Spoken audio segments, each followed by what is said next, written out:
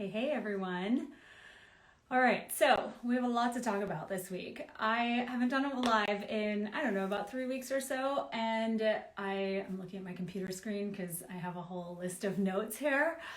But there's so much to discuss as it relates to my Periods 101 series that I've been doing on Instagram over the last couple of weeks. I feel like there are a lot of questions, and I really want to answer as much as I can. But I want to do that in a way that is helpful for everyone. So I feel like I'm going to explain some basic concepts that I think everyone can benefit from. Hi, everyone. Hi, Isabel. How are you? So good to see everybody joining. I'm so glad you all are here. So I am talking about Periods 101, Hormones 101. I'm going to answer questions from the series I've been doing over the last couple of weeks. I'm going to talk about hormone imbalances. As some of you may know, I created a little bit of drama on Instagram a couple of weeks ago because I talked about a doctor who was quoted as saying that that hormone imbalances as they relate to estrogen and progesterone don't exist. Yeah, okay. Alrighty then, that's some pretty outdated stuff, but it's all good. So I want to talk about that too, because I feel like this is something that, is a huge problem because we continue to go to doctors and not get the right answers, and then we continue to suffer, and I feel like it's totally needless. So anyways, okay, so first thing first, let's see, what do I want to start with? And if you all have questions, by all means, hit me up. I am here to answer all the things. And if you want to know the basics, go back into my series. So it's Periods 101, and I've been doing it now for probably about 2 weeks or so. I think I'm on like part 8 or part 9. And I think, one of the first things I want to talk about is the hormone imbalance thing. I feel like there's so much confusion when it comes to this conversation. And I think part of that is because hormones have just sort of always been viewed as this really complicated thing that is a little mysterious, just like our bodies. They have a lot of moving parts, and it's really hard to understand and very confusing, and it's been painted that way, and that's really unfortunate because I really think that hormones and hormone imbalances generally can be understood by everyone.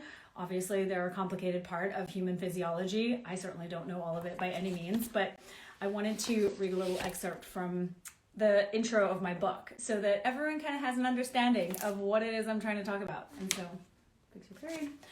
So I wrote hormones are the key, which they are. They govern everything. They're like responsible literally for everything that happens. And so I wrote, when it comes to period problems, it's important to know 3 things. Your body and your menstrual cycle are not as complicated as you have been led to believe. It's true. Hormones, your body's chemical messengers, interact with one another all day long and are responsible for almost everything that happens in your body. Also very true. Your menstrual cycle is governed by a few key hormones: estrogen, progesterone, testosterone, and a few others. And the symptoms you're experiencing right now are probably linked to an imbalance among them. So I could go on, but I'll spare you. Many of you have read this.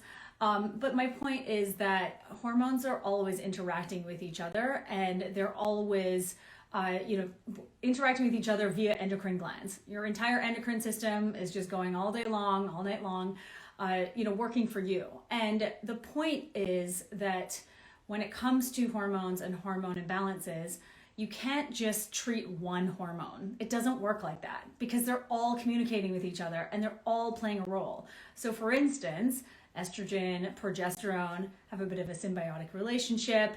If one is high, one might be lower. Estrogen could be low and progesterone could be low.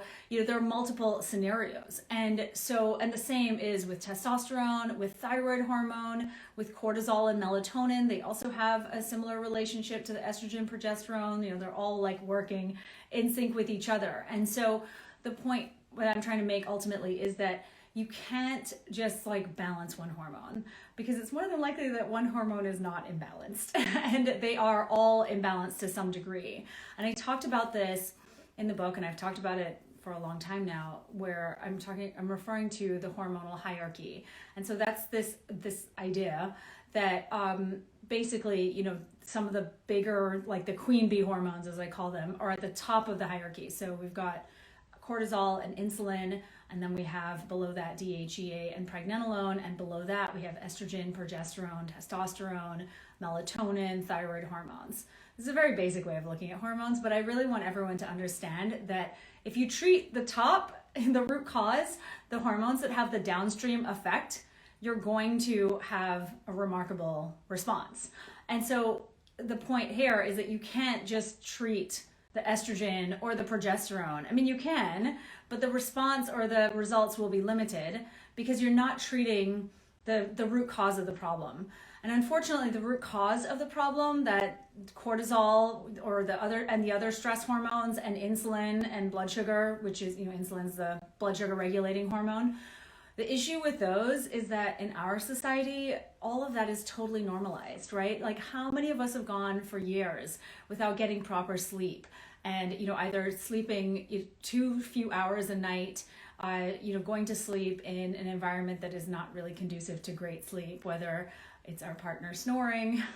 I use that example because that's been my life. And in fact, we tend to sleep separately a lot of the time because of that, because I really value my sleep.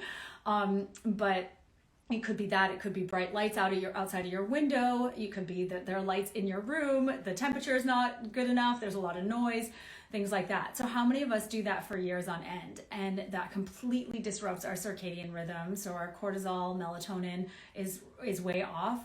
What happens? That impacts all of our other hormones because, of course, all of these endocrine glands are speaking to each other all day long. So like I said, if we could just focus on 3 things: managing our stress in a sustainable way, working on our sleep, and you know, balancing our blood sugar, we can see really amazing results with our sex hormones. So a lot of people are really surprised by that, and I feel like, you know, let's do the 80-20 rule. Let's work smarter, not harder. So I think that was something that I really wanted to clarify. I will say, like with the hormone imbalance thing, hormones become imbalanced. Like cortisol, melatonin, and insulin, like I said, these are hormones that are, you know, that are really huge and important, and yet they're completely overlooked generally in, you know, in modern medicine. Like they don't really, you know, they don't believe in like adrenal issues unless it's like an acute adrenal situation.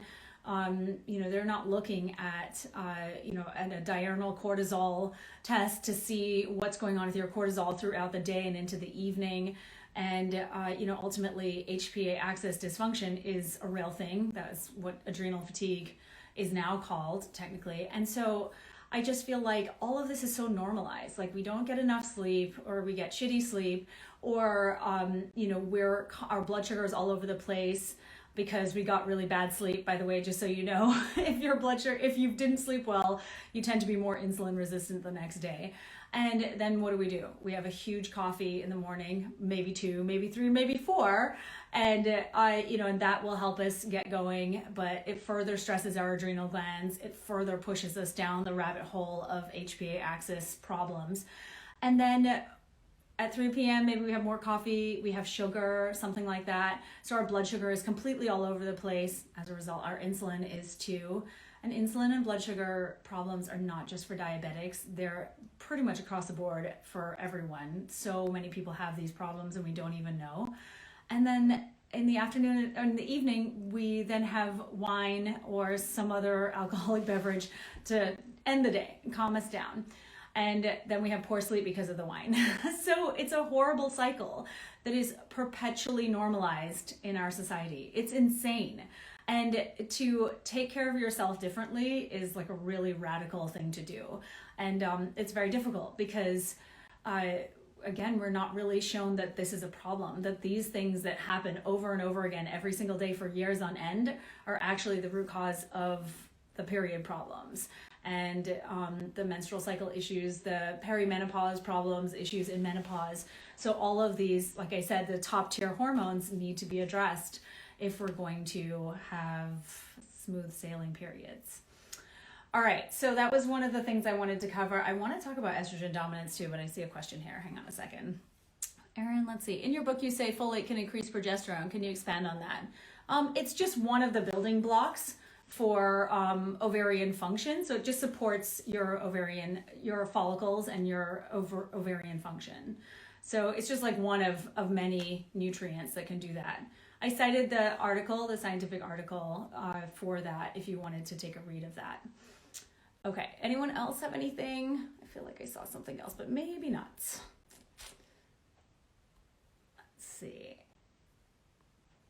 All right, I don't see anything else. Okay.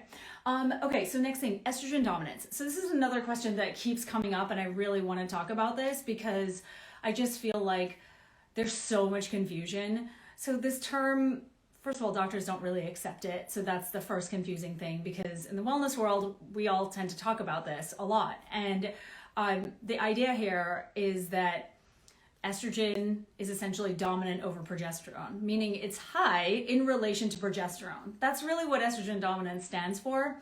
I remember back in the day, I used to call it estrogen progesterone lopsidedness, because that's kind of what it is. Not very scientific by any means, but I feel like, in terms of what it means, it can mean multiple things. Your estrogen can be high, your progesterone can be normal. Your estrogen can be high, your progesterone can be low. Your estrogen can be normal, your progesterone can be low. Your estrogen can be low and your progesterone can be even lower. So that's really what it comes down to. So it doesn't necessarily mean estrogen is high at all. And then there's the second layer where you're thinking about estrogens themselves, like estradiol, estrone, estriol. So those are three of the main estrogens. And then below that, below the surface, you have the estrogen metabolites. So some of these estrogens break down into estrogen metabolites, and you can see those on a dry urine test, like the Dutch test. And the point here is that those metabolites can be the problem. Your estrogens actually could be low. So I tend to have lower levels of estrogen. My estradiol, my estrone, estriol tend to be on the lower side. I feel like that all sort of stemmed from being on the pill for a long period of time. And so anyways, the point is that your estrogens, they go down different pathways, right? So there's a 2-OH, a 4-OH, and a 16-OH. And so these pathways are, some of them are okay, and then some are not so great. So the 2-OH is one of the better ones. 4-OH tends to be problematic because there can be cancer-causing compounds created if your estrogens metabolize down the 4-OH pathway. Again, what this means is that it might not be your estrogen that's the problem, it might be your metabolites. So your estrogen on a blood test might look totally fine, but you're still having all these symptoms, the PMS symptoms, heavy periods, long periods, lots of dark colored blood and clotting, breast tenderness, bloating, all that fun stuff. And it might just be that you have to look a little bit deeper below the surface. So that's kind of the gist of what estrogen dominance is in a nutshell. And, I think that what's unfortunate is that, like what that gynecologist said, how estrogen and progesterone imbalances don't exist. It's so weird to me because there are different ranges for estrogen and progesterone depending on the phase of the cycle that you're in on the medical tests that they run. So I don't really understand what her thought process was for all of that, but your estrogen 100% fluctuates depending on where you are in your cycle. So to determine whether you have something going on or not, you really want to look at a Dutch test. That would be your best bet. It's a little complicated to understand, and so I recommend doing that with the help of a practitioner who is well versed in the test. But even if you did your regular hormone testing, through serum or blood, you can do that. But everyone needs to understand that if you're going to test estrogen, progesterone particularly, they have to be done on the right days in your cycle. And so this requires you to have not a really good understanding of when you're ovulating, but a general idea of when that's happening, and be reasonably sure. So with that said, they say, test estrogen and progesterone on day 21. Well, day 21 is great if you ovulated on day 14 or 15 of your cycle. Very few people do that. So what you really need to think about is when you ovulated, and then count 5 to 7 days post that ovulation day, and then go and get your test done. And you test your estrogen, your progesterone, and you can test the other sex hormones too, like testosterone and DHEA. Thyroid hormone can be tested at any time in the cycle. The other time in the cycle you'd want to test estrogen is in the beginning of the cycle. So between days 3 and 5 of your cycle, you could test your estrogen, and that would be when you would test FSH and LH as well. So that's follicle stimulating hormone and luteinizing hormone, and those two hormones are what goes from your brain to your ovaries to tell your ovaries to get this little follicle thing going and your egg going. And so what happens then is at that time in your cycle, FSH is doing its job. It's talking to the ovaries, and estrogen is now building because the ovaries are responding, the follicles are responding, and they're making estrogen. So it's this whole feedback loop going back and forth between your brain, your ovaries, your brain. And so with that, you want to test those hormones on like those days 3 to 5 to determine if the levels of all of those are where they're supposed to be.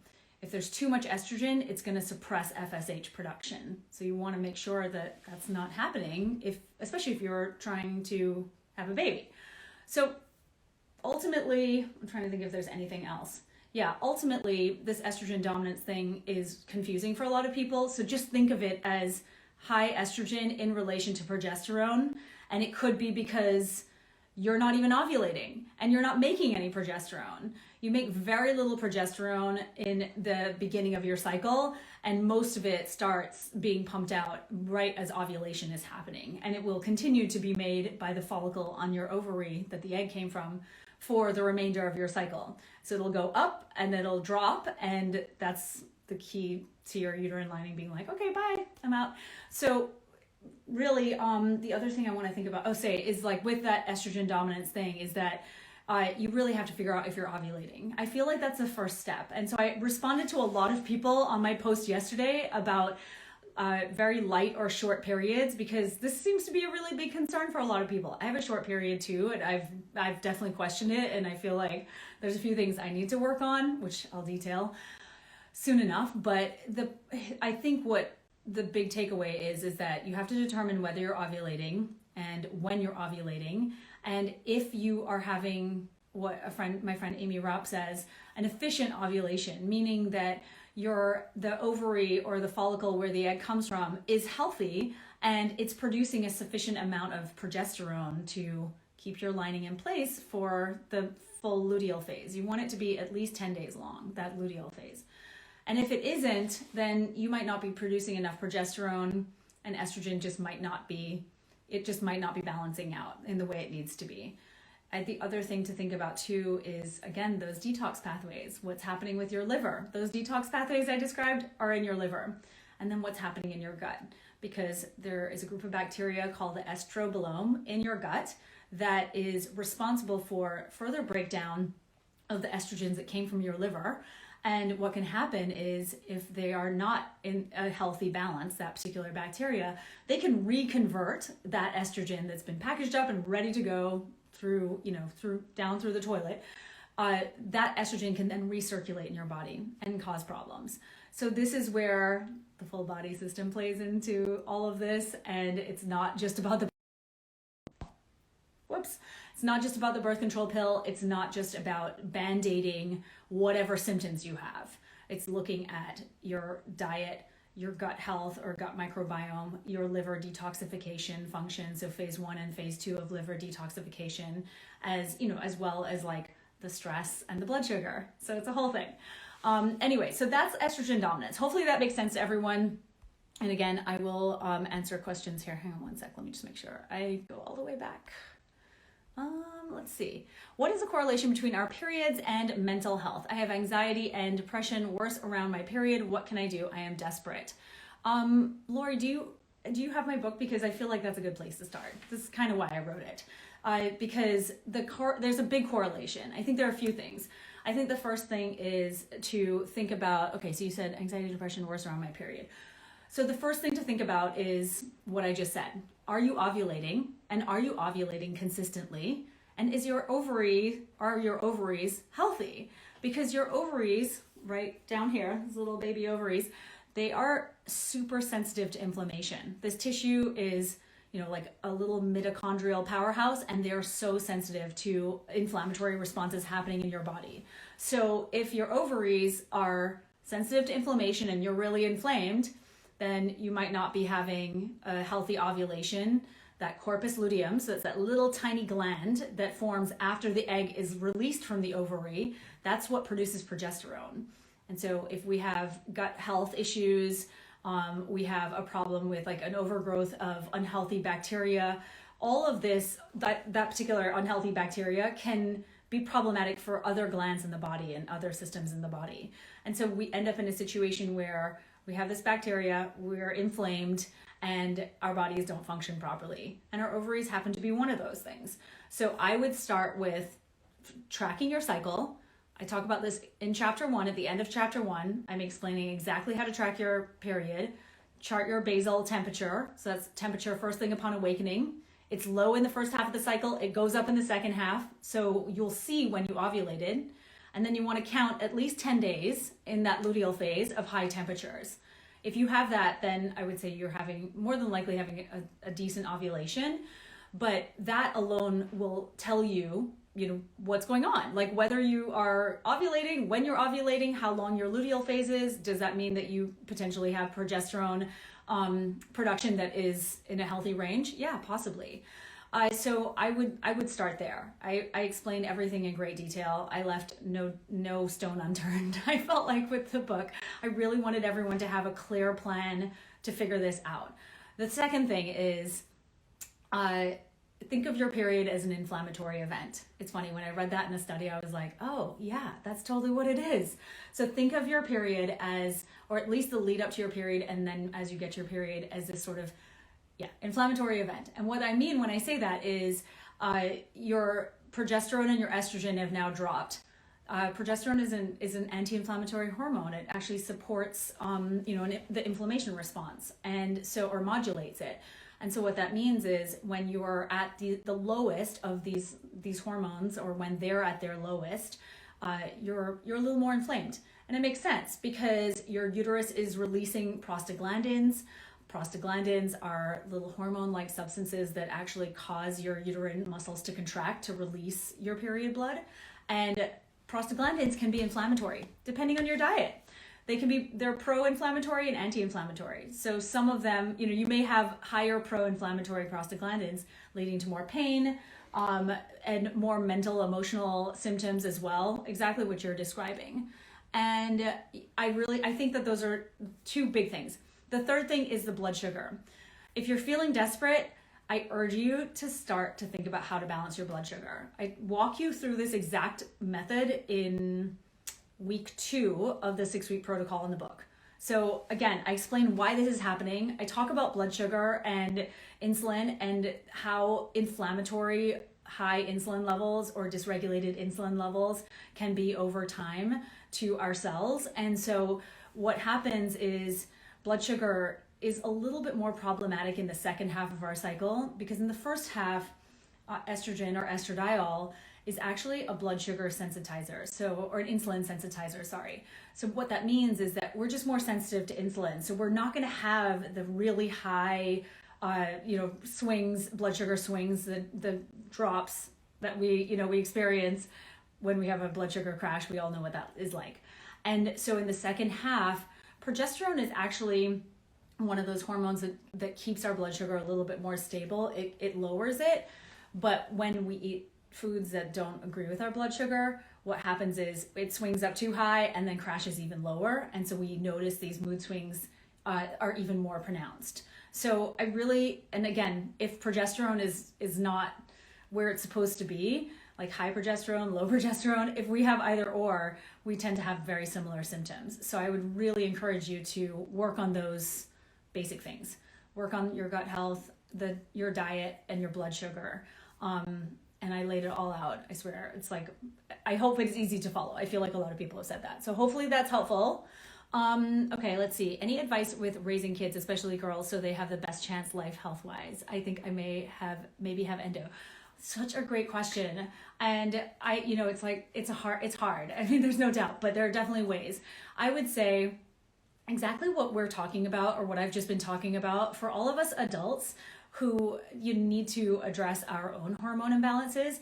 I think for kids, it's very similar in that they need the nutrients probably even more so than we do because of the developmental milestones that they're meeting throughout the first 10 years of their lives.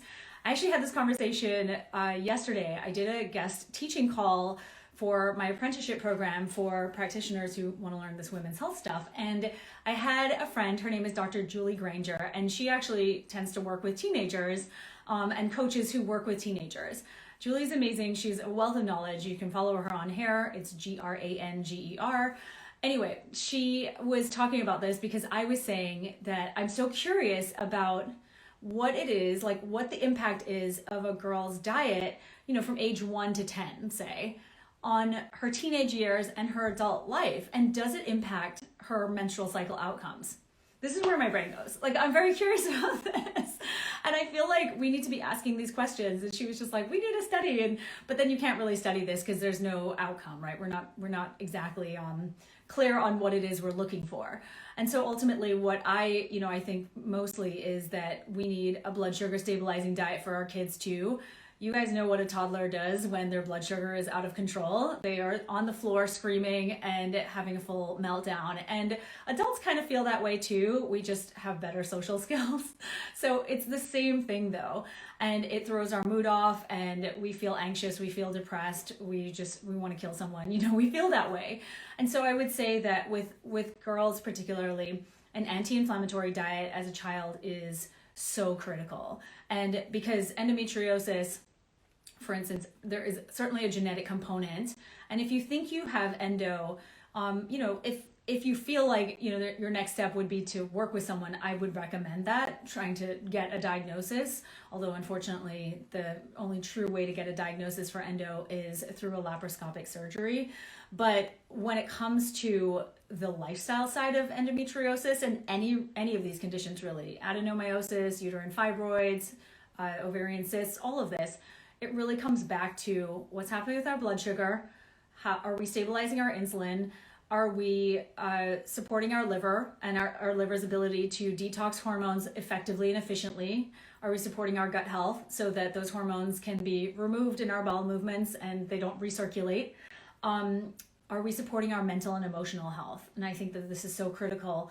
It's so interesting. I remember in Dr. Christiane Northrup's book, Women's Bodies, Women's Wisdom, I was reading that years ago, and I've it's like my Bible. I've held on to it for so long and read so many parts of it. And she talks about this, about girls at puberty and how, what a struggle it is for them because there are such massive changes happening for them. And I really think that having conversations about menstrual cycles, girls and boys, all children, this should be happening at a young age, and it should not be weird. We shouldn't bring our weirdness to these conversations because they have no attachment to this stuff at all. And I've had multiple conversations with lots of friends now whose young kids are like, oh, what's this? And they're holding up a menstrual cup or a tampon or whatever. And when you have these conversations and you use the correct anatomy and all of that, they don't feel strange about any of it. They accept it for facts, and that's the end of it. So I think that having these conversations with them and making sure that you can provide as much nutritious food to them as possible is going to be so critical, especially with a condition like endometriosis, because they haven't quite figured out when it develops, but there is a theory around in utero, so that it's like apparently it's implanted or laid down in utero, because again, some girls experience it at really young ages, and right as they get their first period, they're in immense pain or they have other symptoms. And it's actually, I believe, the #1 cause of period pain for teenagers. So I definitely recommend starting with an inflammatory diet if you can at a younger age. Hopefully that's helpful. Okay. I have massive hair loss. What can help? I mean, it really just depends on what the cause of the hair loss is. There's, like I said, there's lots of things. I mean, it could be stress. Cortisol causes problems with your hair follicle. So it could be that. It could be that the chemicals that you're using in your shampoo or conditioner or your hair products, that's also potentially an issue. It could be nutrient deficiencies. There are lots of things. So I would, you could start with the protocol that I lay out in the book. I feel like that's a really good foundational approach. It really works for anyone who's dealing with anything. I always say this, that you can save yourself a lot of money on testing and seeing doctors by just starting with these foundational pieces, because any functional medicine doctor or naturopathic doctor you go to, they're going to say that you should do all this stuff. And you want to just have that foundation in place so that you can get the right testing and then get further specialized treatment for whatever it is you're dealing with. So yeah, hair loss is challenging, but it really just depends on what the cause is. And I don't know what the cause is, so it's hard to say what you should do. I do have a blog post on that though, on NicoleJardim.com. You can go to /FAQ, and there's a hair loss blog post there, so you can maybe start there. Okay, let's see. Functional medicine certification. All right, such important knowledge. Know where you are in your cycle. Yeah, Natalie, for real. Natalie's on here right now. You can see Natalie. She has a comment here. Natalie is the founder of Daisy, and well, it's Lady Comp Daisy.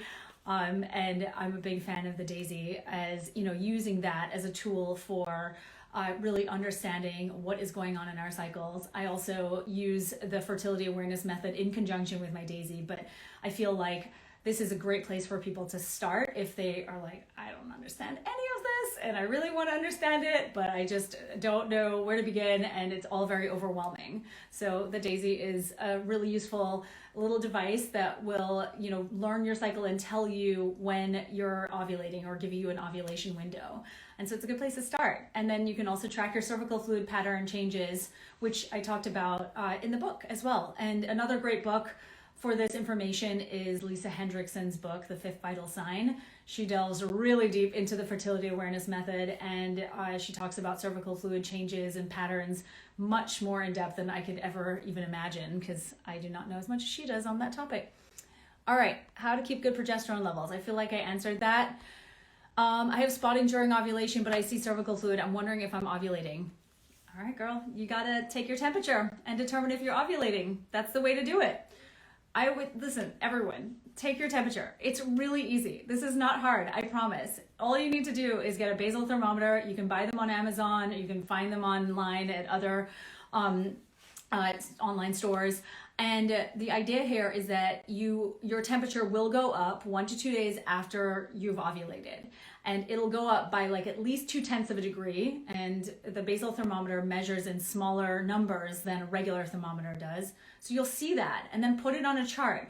Use the app I use is Kindara. It's Kindara. You can just plot the numbers right there. Or Lisa makes an actual paper book chart that you can use as well. But stop wondering if you're ovulating, because you can actually figure it out, and it's not that hard. And then you don't have to be playing this constant guessing game of what's going on with my body this week or this month. Like, it's just so much stress, and I just don't think it's worth it to do that to yourself when you actually have tools to figure out whether you're ovulating. If you're seeing spotting during ovulation, that's one of the signs that ovulation is happening. But if you're still wondering, then you need to take your temperature, and you need to really, really seriously observe your cervical fluid changes, because the typical pattern is that you tend to be drier after you get your period, and then it starts to get wetter and wetter as estrogen builds. Estrogen is basically stimulating those cervical cells, the cervical crypts, and they are producing more of that wetter quality cervical fluid. And it reaches a peak around ovulation, right before ovulation. And you'll see, not everyone, but you tend to have this watery, stretchy type cervical fluid. Go back to my reels. I actually used egg white in one of them that I did. So for you to figure out how to determine whether you're ovulating. And after ovulation happens and progesterone takes over, progesterone dries up your cervical fluid. So it'll make it stickier or tacky, and not as wet and slippery as what you're experiencing during ovulation. So pay attention to the signs. Your body has all the information you need, I promise. And it's just a matter of learning how to read the signs and understand and interpret your body's language. But it is possible. Okay, I was diagnosed with secondary amenorrhea, but my doctor gives me Prometrium for 10 days. Yeah, and then the next month I don't get anything. How to best fix this without relying on Prometrium to give me a cycle? Well, Prometrium isn't giving you a cycle. It is literally, it's progesterone, or it's a progestin. It's not actually progesterone, but it's what they'll give you. And the idea is to give you this Prometrium in place of your body's natural progesterone, which it would make in the second half of your cycle after ovulation. And what happens with the prometrium is you take it, and then you stop taking it, and it should give you a withdrawal bleed. And the reason it does that is because the prometrium leaves your system, similar to how progesterone would drop after, towards the end of your cycle naturally. And then you have a quote unquote period, although it's not a period because you're not ovulating. So I think that amenorrhea, you have to figure out why you have that in the first place. And so I say this a lot to a lot of people, as you guys will see. You have to figure out why you have the problem. And there are multiple reasons. I laid out all the reasons one might have amenorrhea in my book. In the first 3 chapters, I do periods 101, hormones, the hormone hierarchy, hormones 101, and then the 3rd chapter is all about the different conditions, why they might happen, and what you can begin to start doing about it. And so with amenorrhea, if it's hypothalamic amenorrhea, oftentimes the cause is a combination of the birth control pill, under eating, too little calories, and too little body fat, and over exercising, and too much stress. So does that sound like it might be you? And if it is, then there are multiple things one can do. I mean, increasing your caloric intake, slowing down the intense exercise, really addressing your stress. Because I just want to say this again. We only have one body. And as someone who's 41 now, I'm just like, oh, right. Okay, I really get this. Because when you're 20 or you're 25, you've got time on your side, you've got youth on your side, things are a lot easier, you bounce back, you're much more hormonally resilient. When you get into your 40s, it's a little bit of a different story, and you have to work a little bit harder. So why not work hard in your 20s as well? Not hard, but have fun with it, but pay attention. And so just think about what it could be that's causing the amenorrhea. And if you are, if it's one of the things I just described or a combination of them, then that's really where you have to focus your energy. And it will likely require, more calories, like I said, like more food, more nutrient dense food, higher fat intake, possibly working on your gut health. I've had clients who have amenorrhea because they had celiac disease that was undiagnosed. And there's so much damage to their intestinal tract that they weren't absorbing nutrients properly. And they lost their period. Remember, your period is the barometer of your overall health. It is going to tell you what the hell is going on with your body. You just have to learn how to read the signals. Like I said, I really want everyone to understand that. So hopefully that all makes sense. And again, the prometrium is definitely not going to solve anything, as you probably have already figured out. And I would really think about what it is that could be causing it, and start there. And, I also recommend working with a practitioner who is, can be, who's going to dig deeper, who's going to really just look at, all of the things that are contributing, not just spot treat the hormone problem, because that is not a solution at all. And when I think about female bodies and how we evolved, we evolved to be acutely aware of or tuned into external stressors. And that was purely a protection mechanism. It's kind of backfired on us now in the modern world, clearly, because the modern world doesn't give a shit about, our personal lives and our health. It's just go, go, go, and it's insane. And so as a result, we are tuned into all of that. And it was, like I said, it was survival, it was self-preservation back then. And now we have to really disconnect from it as much as we possibly can and take care of ourselves in the most, in the best way we possibly can. And I know that's not the case for everyone. I understand that. I came from a really tumultuous background. My dad died in a plane accident when I was 11. He was the pilot, and it was a single engine plane. It went down off the coast of another island. I'm originally from Antigua. And he never made it to shore because there just wasn't, there wasn't Coast Guard. The Coast Guard just didn't respond in time, which is, a whole other thing. But the point is that my mom completely fell apart. Her dad had just died 2 months prior to that. So my life as a teenager was basically a nightmare. And, I really feel like I had to kind of claw my way out of that. And, my teenage years and my 20s were really, really challenging. And I just feel like we don't all have the resources that we need to take care of ourselves. But I think that each of us can do a few little things here and there to help support our health and our hormones as best we can. Okay, let's see. Hi, Ange. All right, how can we support teenagers? Because most are right away put on BC, birth control, without having a cycle. Oh, I know, it's really challenging. I think as parents, you get educated. And, I think it is funny, we had this whole conversation yesterday with Julie, but my biggest takeaway was with teenagers is that being on the pill is kind of cool, right? Like it was for me. I was really excited to be on the pill, and I felt like I was finally part of the cool kids club, and so no one was taking that away from me. But I also had really terrible periods. They were a nightmare. And if I didn't have really terrible periods and I did have an understanding of what was actually happening with my body, because I felt like a hypochondriac and there was nobody that was validating how I actually felt, I would have made different choices. I have no doubt about that. I think the trajectory of my life would have been completely different, actually. So I think that that's one of the first things is, Julie said this yesterday, and I think it's a great way to approach it. She was saying that, we were talking about one of the women, her younger sister is a teenager, and she eats really shitty food, and she is, having a lot of issues, like a lot of period problems, and, subtly connecting the two, but never allowing them to think that this was your idea. It's all theirs. It's all on them. And, and really like, she did say it takes time. It takes time to have these conversations and to really build trust with teenagers in these scenarios. But once they trust you, they want to know everything. And I really think that that is so critical for that age range, because there's a little bit of the rebellion and a little bit of the know-it-allness. And I get it. I remember being a teenager so well.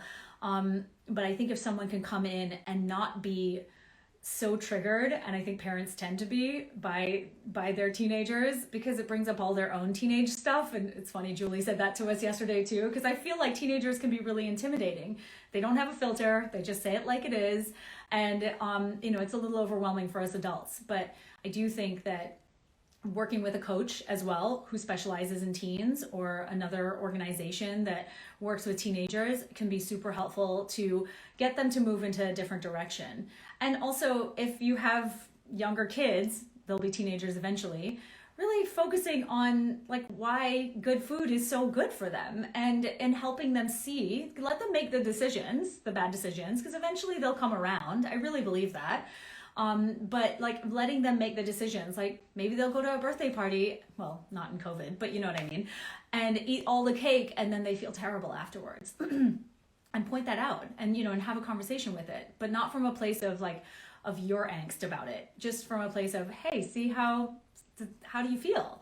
And oh, maybe why do you think you feel that way? And so I think that those kinds of conversations can be really helpful for teenagers. But yes, as a parent, get educated about what the pill does. Educate other parents about what the pill does. You don't want to put your teenager on a birth control pill. What if your teenager has endometriosis, and that endometriosis for 10 years just continues to grow unabated while that teenager is on the pill into their 20s? What happens then? And then that endometriosis causes significant health problems, and potentially even fertility trouble. That to me is not a sustainable solution, and that's the case for lots of different conditions when it comes to teenagers. So I do not recommend the pill for teenagers. Again, take it or leave it, but that's just my thought on that. All right, Isabel, vitamin D deficiency. I assume you're talking about hair loss, maybe. That's a big one for sure. Let's see, what else? Calendar, yes. Yes, hair loss. Yeah, if your hair, okay, you guys, when I wrote this book a year and a half ago, I lost so much hair. I was feeling around in the back hair, and I had all these little baby hairs, and they were just, like tiny little hairs. And I put my hair up, and I'd see all these little baby hairs falling down, and I was like, wow, this is crazy. And I could look underneath hair, and it was bad. And so I knew that the just ridiculous amount of stress that I was under was what was causing it. So I think that that's a big part of it. And so work on, your gut health and your nutrient deficiencies. The gut health, if your body is not absorbing nutrients, it doesn't matter how many supplements you take for hair loss. So, and if you are stressed beyond belief, what do you think that cortisol is doing to your hair follicle? It's totally screwing with it. So think about the basics that you can start with. There's no magic bullet, I'm sorry. Can you save this video? Yes, it's being saved, don't worry. High estrogen causes. Okay, yes. Did I talk about this? I did. Yeah, I talked about the liver. So liver detoxification.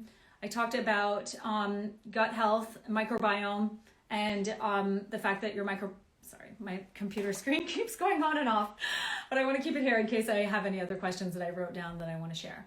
So gut health, if your gut is recycling estrogen, that's a problem. What are you eating? And is your blood sugar stable? Because blood sugar causes problems with your estrogen progesterone balance. So think about what's happening there. Also, food wise, are you eating highly estrogenic foods that could be a problem for you? It's not the case for everyone, but I see soy being a real problem for some people. It causes them to feel really estrogen dominant. A lot of the symptoms start to show up when they take the soy out. It goes away. So phytoestrogens can be a problem in some people, and then in others, they work great to help them feel like their estrogen, levels out. So it really just depends. It's your unique body, and you definitely have to experiment. I think the other thing is xenoestrogens. So these are synthetic xenoestrogens because the xenoestrogens are also categorized as natural too, like the phytoestrogens, like soy and flaxseed and red clover and a number of other foods. But the synthetic xenoestrogens, which we are basically bathed in from head to toe in our modern world, are really problematic. And so think about your cleaning supplies, the hair care products you use, makeup, skincare, body lotion, soap, everything. Cleaning, like I said, cleaning supplies, what's in your environment. All of those are, if they're conventionally made, are made up of just a crazy cocktail of chemicals that are potentially xenoestrogens. There is a great site, I'm sure most of you know about it, the Environmental Working Group. They have a list of a ton of different types of products with chemicals and what those chemicals do. But I would say, like some of the ones that you really want to think about staying away from are parabens, phthalates. Phthalates are like plasticizers. You'll find them in, plastic shower curtains. Like children's toys, which really sucks. In fragrances, anything with fragrance, I would stay far away from. And it's not that you need to do this right away, but do it over time, and get a water filter, because everything ends up in our water system, unfortunately, and our water supply. And so we want to make sure that we have a good water filter. I use a Berkey, and it's just a countertop filter. And I also have a countertop filter for my sink for filling up pots and stuff like that. So yeah, I'm a big proponent of that. Okay, what advice do you have about those of us with low iron when all the OBGYN suggests is iron supplements and birth control? I feel like I eat well and have fiber and iron in my diet. Maybe something else is going on. What's your stomach acid like? Because proper stomach acid production is required for iron absorption. So what's happening there? And what's happening with the rest of your GI tract? Have you had any, do you have any GI tract issues? And if you don't, your low iron, perpetually low iron, might be your symptom. So I would work with a doctor who can test for that, like who can actually do proper gut testing to determine what's going on with your iron levels. Honestly, I know OBGYNs have their place, and I fully respect that, and thank God we have them, because I see one every year for all the things that need to be seen for. But unfortunately, they're not going to give you this information. It's not really their job. They weren't really trained in this. And so you really need to see a nutritionist, a dietitian, a women's health coach, a nutritional therapist, or a naturopathic doctor, a functional medicine doctor, someone who is going to really test you and get to the root cause. Because you're just going to keep spinning your wheels in mud. That's what I feel like I hear over and over again, until you work with someone who actually knows what to look for. So yeah. Okay, do you have to take temperature at the same time every day? Yes, you do. Well, you don't really, but generally speaking, you want to. So you want to get at least 3 to 4 hours of sleep. So a lot of people wake up in the middle of the night and then get back into bed. That's not a huge deal.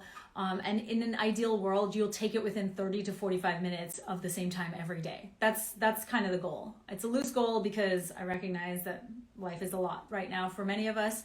But yeah, put your thermometer by your bed. Set an alarm on your phone that says take temperature. That works every time. And just do that every time you wake up in the morning. And then just input the temperature into the app. Like I said, Kindara, but Clue has a really good interface as well. And there's so many apps, it's like choose the one that you love. And you will start to see a pattern show up on the chart. Or you can use a paper chart as well, like I said. Incapacitating migraines during my period. I would start with the blood sugar balance and the nutrient support. We all have to start there.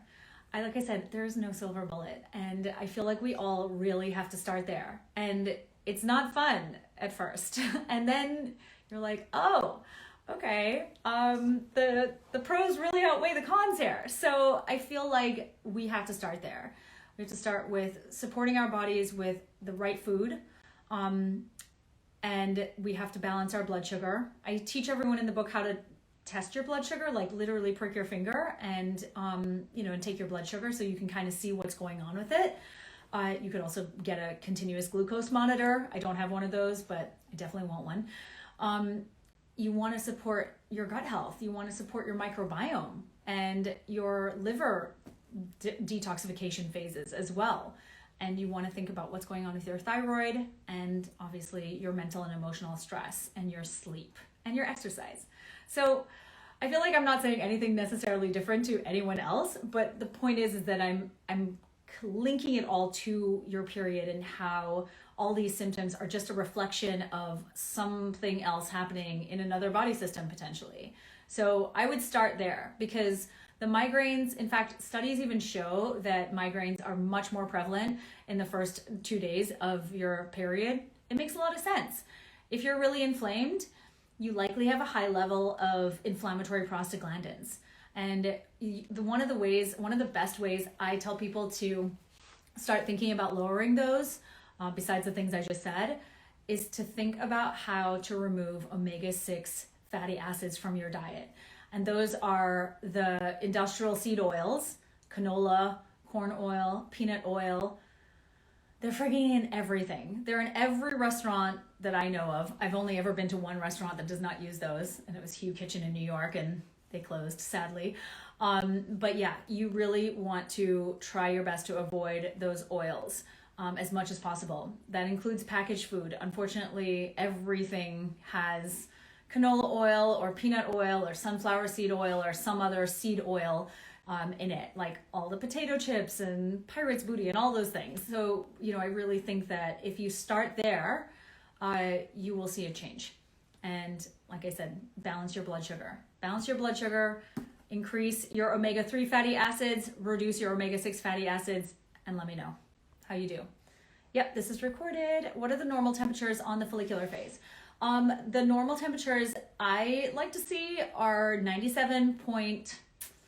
I think I wrote in the book 97.3 to 97.7, although 97.0 to 97.7 works fine too.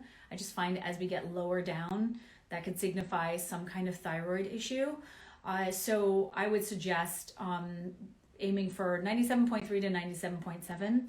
And then post-ovulation, you're looking at anything over 97.8 or 97.8 and above.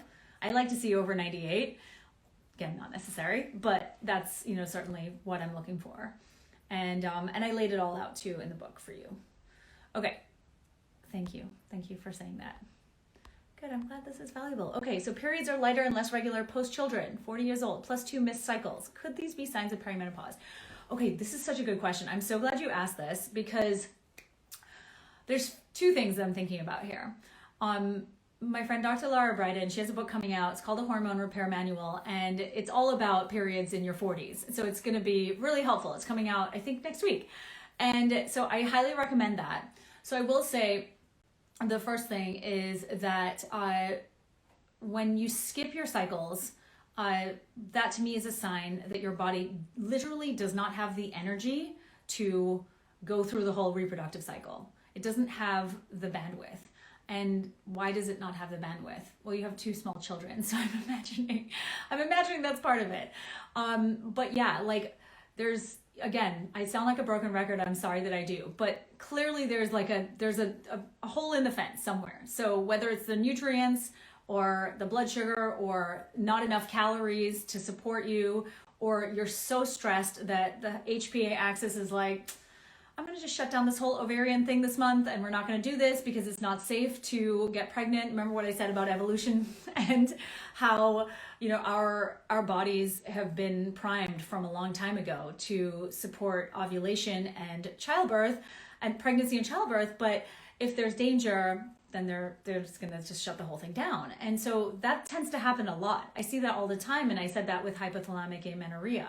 If you are, if you don't have a period, then it's likely somewhere along the way, your body got the message that it wasn't a good idea to ovulate. And if you don't ovulate, you more than likely don't get a period.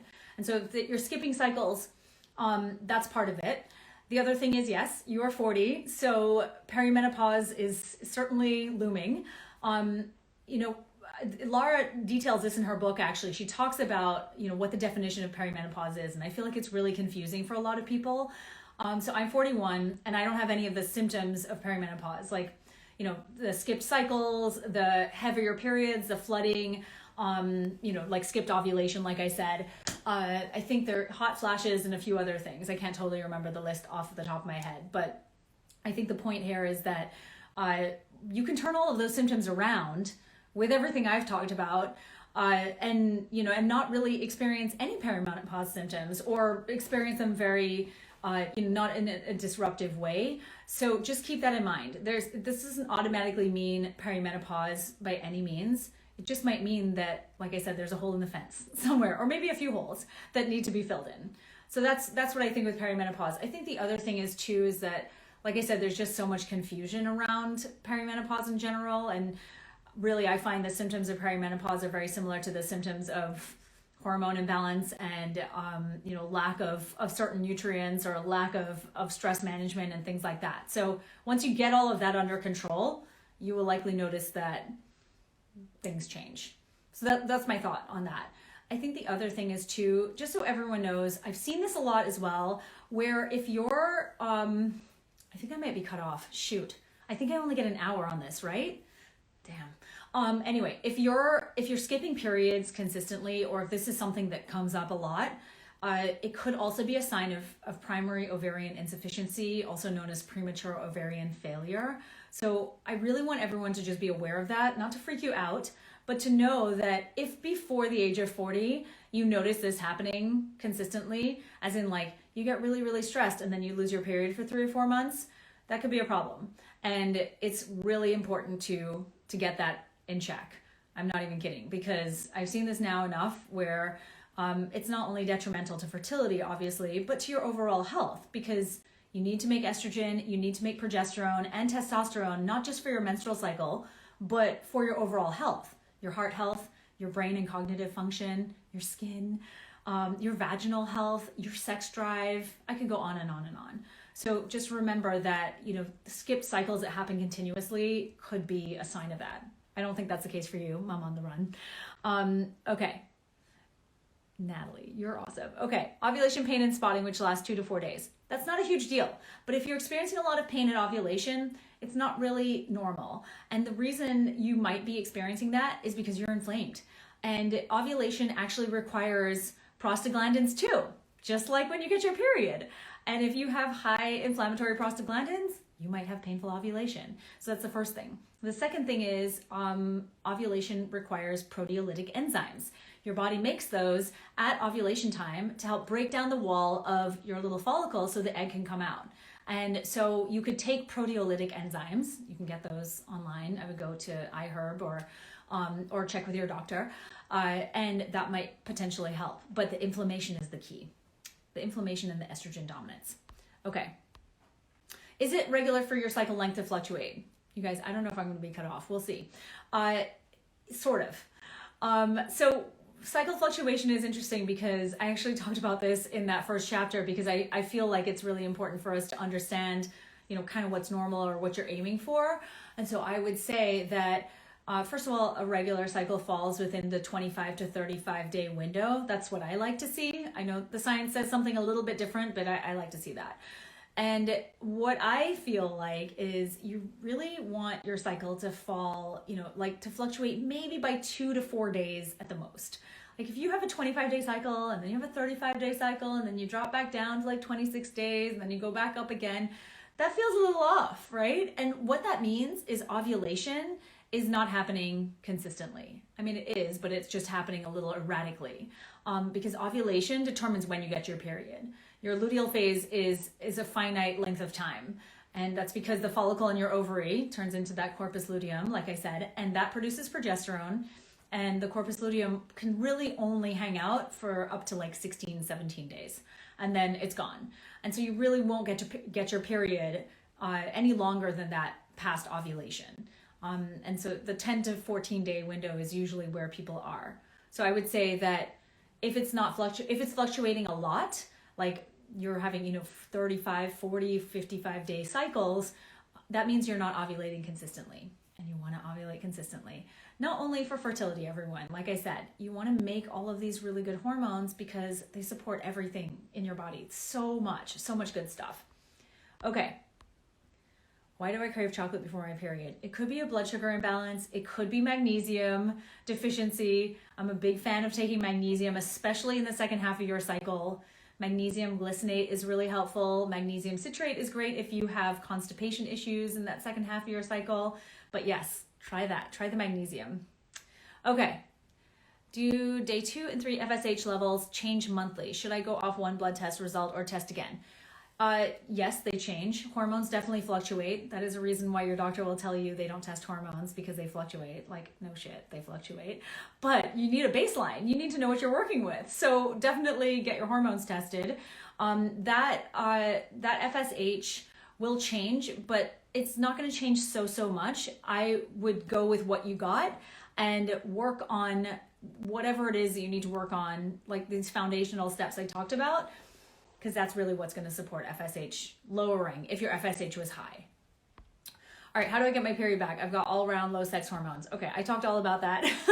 Anyways, I have to go because it's already over an hour and I have a feeling I'm going to get cut off now. So I feel like, hi Jeremy, oh, I'm just saying your name now. I feel like I covered everything. I don't know. There's a lot of stuff here, and I don't want to make this too long because then it just becomes obnoxious. So I will come back next week and do another live, and thank you all so much for your questions. I'm going to make sure that I didn't miss anything. Like I said, the foundational protocol in my book is really helpful. It's called Fix Your Period, if you didn't know. I don't see anything else. What's normal, what's not, it's all in my Instagram series that I've just been doing over the last 2 weeks, so you can totally check that out. And again, a lot of that is even more detailed in my book. I spared no detail. All right, amazing. I'm so glad that this was helpful. Thank you all for being here. And I'm so glad that you just started one of my courses. Amazing. Thank you so much. That's great. I have a Harness Your Hormones course, and it's in my link in bio if anyone is interested in that. And it definitely just walks you through a lot of what I've just been talking about as it pertains to the nutrient issues, the gut related problems, and the blood sugar issues. All right. Thank you all so much. I will be back again next week, and we will talk soon. And I'll see you on here, of course, in my stories and on my feed. Bye for now.